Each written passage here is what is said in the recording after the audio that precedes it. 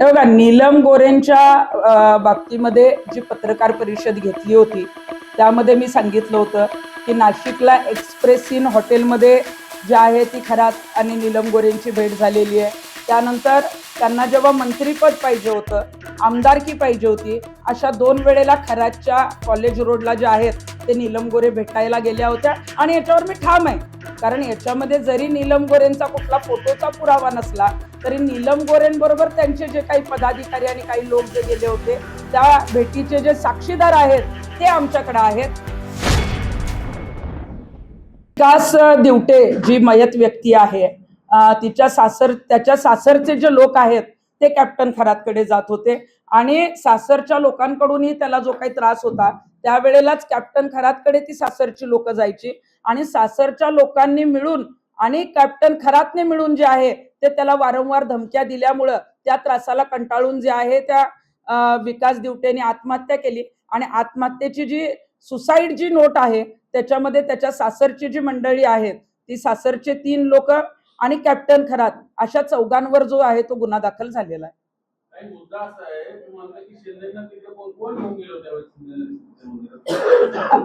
दीपक केसरकर जे आहे ते अशोक खरातचे जे आहेत ते भक्त होते आणि ज्या वेळेला शिर्डीचा दौरा, नियोजित दौरा मुख्यमंत्री 23 नोव्हेंबर 2022 ला करत होते, मला असं वाटतंय की केसरकरांनी कदाचित ती सूचना केली असेल, पण मुख्यमंत्री असताना एकनाथ शिंदे साहेब तिथं जात असताना गुप्तचर विभाग झोपा काढत होता का?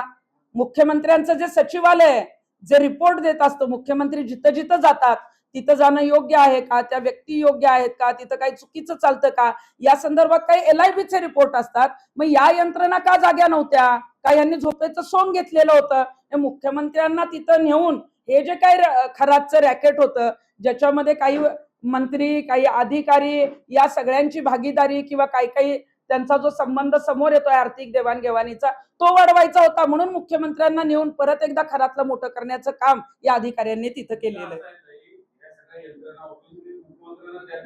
माहिती दिली जाते आपली माहिती तिथल्या एका स्थानिक मंत्र्यांनी मुख्यमंत्र्यांनी सांगितलं होतं की या बाबाचा अशी लफडे आहेत, तुम्ही येऊ नका इकडे, तरी पण ते केसरकर त्यांना तिकडे घेऊन आले तुमचं। मग मुख्यमंत्र्यांनी जेव्हा टाळता नसता आलं का?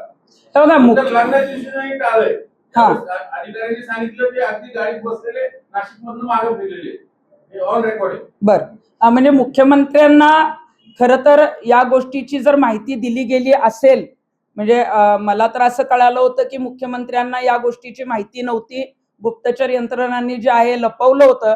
परंतु जर गुप्तचर खात्याने कळवलं असेल, मुख्यमंत्र्यांपर्यंत जर अशा गोष्टी पोहोचल्या असतील, त्या खरातने जर आहे ते एखाद्याला आत्महत्येला प्रवृत्त केलेलं आहे आणि ती व्यक्ती त्यात मृत पावलेली आहे आणि त्याच्यात तो आरोपी आहे हे माहीत असून जर मुख्यमंत्री तिथं गेले असतील तर मग मला वाटतं की ती मुख्यमंत्र्यांची चूक आहे। पण मुख्यमंत्र्यांना या गोष्टी माहीत नसल्या म्हणून तिथं ते गेले असतील तर मात्र मग गुप्तचर यंत्रणा आणि मुख्यमंत्र्यांचं सचिवालय यांनी ही माहिती का लपवली, या सगळ्यांचे जे आहेत ते खरातशी काय संबंध होते आणि याची सगळी चौकशी जी आहे यामध्ये जे अधिकारी त्यावेळी पोलीस स्टेशनला होते, नाशिक परिक्षेत्रामध्ये होते किंवा जे सगळे गेले त्या सगळ्यांची चौकशी होणं गरजेचं आहे।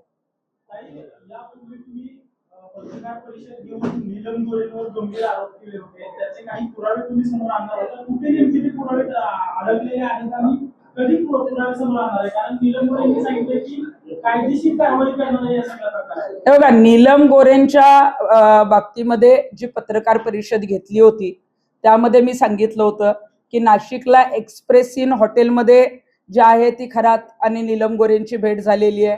त्यानंतर त्यांना जेव्हा मंत्रीपद पाहिजे होतं, आमदारकी पाहिजे होती, अशा 2 वेळेला खरातच्या कॉलेज रोडला जे आहेत ते नीलम गोरे भेटायला गेल्या होत्या आणि याच्यावर मी ठाम आहे, कारण याच्यामध्ये जरी नीलम गोरेंचा कुठला फोटोचा पुरावा नसला तरी नीलम गोरेंबरोबर त्यांचे जे काही पदाधिकारी आणि काही लोक जे गेले होते त्या भेटीचे जे साक्षीदार आहेत ते आमच्याकडे आहेत आणि ते पुरावे तातडीनं देणं जे आहे ते मला वाटतं चुकीचं आहे, कारण ज्या साक्षीदारांशी मी बोलले ते शिवसेनेशी संबंधित आहेत आणि नीलम गोरे ह्या अजूनही पदावर असल्यामुळे त्या घरच्यांना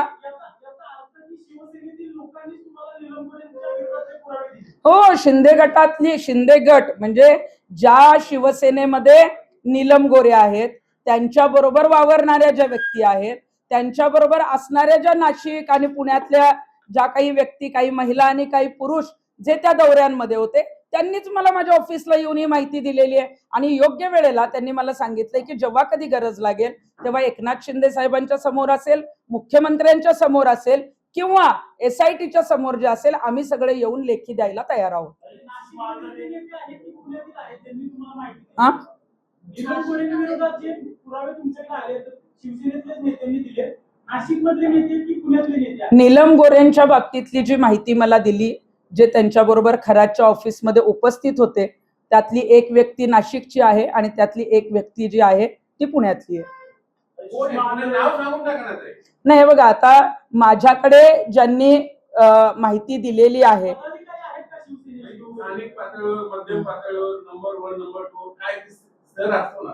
हा म्हणजे आता ज्यांनी मला माहिती दिलेली आहे त्यांनी मला असं सांगितलं की जोपर्यंत आम्ही SITच्या समोर किंवा त्यांचे नेते, त्यांच्या पक्षाचे नेते एकनाथ शिंदे साहेब यांच्या समोर जात नाही तोपर्यंत आमचं नाव सांगू नका, कारण त्यांच्या कुटुंबियांवर दबाव आणला जाऊ शकतो, त्यांचं स्टेटमेंट बदलण्यासाठी जे आहे तो त्रास दिला जाऊ शकतो. परंतु जेव्हा कधी योग्य वेळ येईल ते पुरावे मी आणेन किंवा ते स्वतःच पुरावे जे आहेत ते समोर येतील. तुम्ही एवढं मोठं त्यांच्या विरोधात पत्रकार परिषद घेऊन आरोप केले, ज्या नेत्यांनी तुम्हाला माहिती दिली ते विश्वासार्हता सांभाळण्यासारखे नेते आहेत का? म्हणजे त्या दर्जाचे नेते आहेत का शिवसेनेचे? हे बघा, शिवसेनेमध्ये फार मोठे त्यांची पदं काय आहेत म्हणजे तुम्हाला? शिवसेनेमध्ये फार मोठे पदाधिकारी ती लोक आहेत का नाही हे मी आता सांगणार नाही, परंतु ती त्यांची विश्वासार्हता जी आहे त्यांनी सांगितलेलं आहे की जेव्हा योग्य वेळ येईल तेव्हा मीडिया समोर असेल, SIT समोर असेल किंवा एकनाथ शिंदे साहेबांच्या समोर असेल, ते सत्य परिस्थिती जे ज्या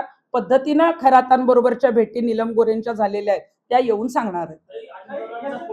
याच्यातून असं होऊ शकतं की नीलम गोऱ्हेंच्या विरोधात मुद्दाम तुम्हाला माहिती दिली गेली आहे, खोटी माहिती दिली गेली आणि त्या खोट्या माहितीच्या आधारावर तुम्ही ही पत्रकार परिषद घेतली, असं होऊ शकत नाही? हे बघा, नीलम गोऱ्हेंची जी माहिती आहे ती पूर्णपणे खरी आहे, कारण त्यांच्याबरोबर जी लोक तिथं उपस्थित होती त्यांनीच जे आहे ते येऊन सांगितलेलं आहे.